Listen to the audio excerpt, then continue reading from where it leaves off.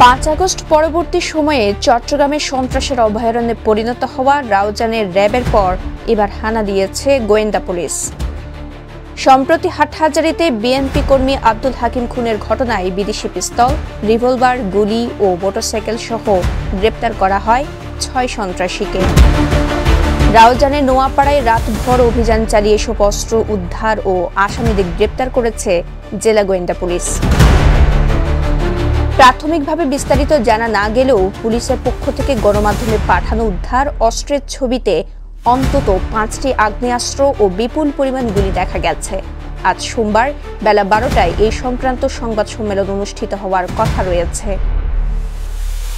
এর আগে গত 7 অক্টোবর বিকেলে হাটহাজারী মদুনাঘাট এলাকায় শহরে ফেরার পথে নিজের গাড়িতেই প্রকাশ্যে খুন হন রাউজানের বিএনপি কর্মী আব্দুল হাকিম।